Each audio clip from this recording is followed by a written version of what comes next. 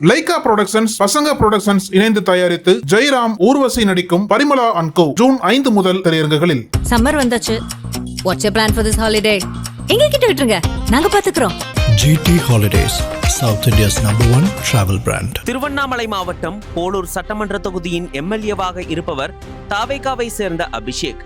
இவர் போலூர் சட்டமன்ற தொகுதிக்கு உட்பட்ட இடங்களில் உள்ள கல் குவாரிகளை ஆய்வு என்கின்ற பெயரில் அதிகாரிகளுடன் சென்று சோதனை நடத்தினார். அப்பொழுது ஒரு கல்குவாரியில் வேலை செய்யும் தொழிலாளியிடம் தனது அதிகாரத்தை காட்டி என்னிடம் பணிவாக நடந்து கொள்ள வேண்டும், பணிவாக பேச வேண்டும் என மிரட்டிய வீடியோ வெளியாகி பரபரப்பை ஏற்படுத்தியது. கல்குவாரியில் பணியாற்றிக் கொண்டிருந்த தொழிலாளியிடம் எம்எல்ஏ அபிஷேக் ஆவணத்தை கொடுத்து அதன் விவரத்தை படிக்க சொன்னார். ஆனால் அந்த தொழிலாளி அதனை படிக்காமல் நின்று கொண்டிருந்தார்.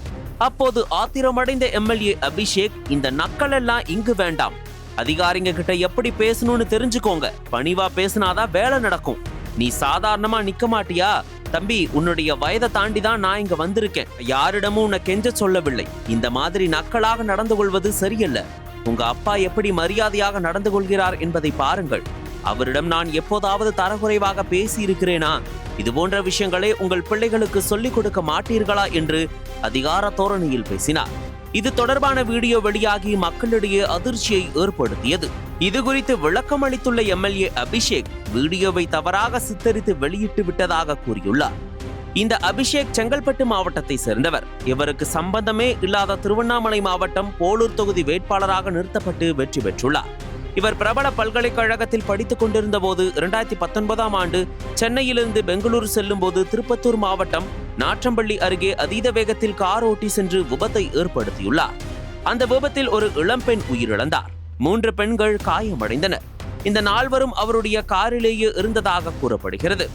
இது சம்பந்தமாக இறந்து போன பெண்ணின் சகோதரர், இது விபத்தல்ல, என் சகோதரியின் உடலில் காயங்கள் இருக்கின்றன என எம்எல்ஏ அபிஷேக் மீது குற்றம் சாட்டி புகார் கொடுத்திருந்தார்.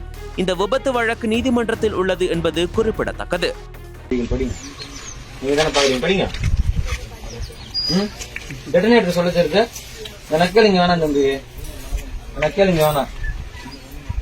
உங்க பேரு ஒழுங்கா நிக்க மாட்டீங்களா?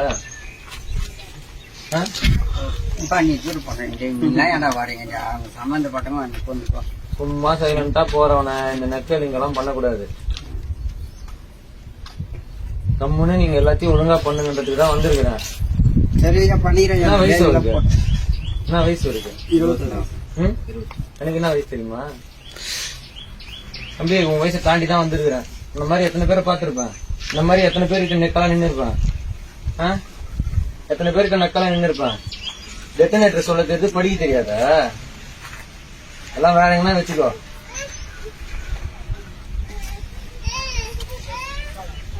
அதிகாரி வராங்கன்னா எப்படி பேசணும்னு முதல்ல தெரிஞ்சுக்கோ. பணிவா பேசினாதான் வேலை நடக்கும். உனக்கு எந்த சொல்ல யாரையும் நக்கலா பாக்குறது, இந்த மாதிரி பேச்சு வச்சுக்கிறோம். உங்க அப்பா உங்க அப்பா கை கட்டாங்க கீழே இருக்கு. உங்க அப்பா அவங்க எப்படி பேசின்னு இருக்கிறாங்க மரியாதை. அவங்கள நான் எதாவது தரக்குறவா பேசணும். இப்போ உங்களுக்கு ஒரு வாட்டி அது எல்லாம் சொல்லிக் கொடுக்க மாட்டீங்களா உங்க பசங்களுக்கு?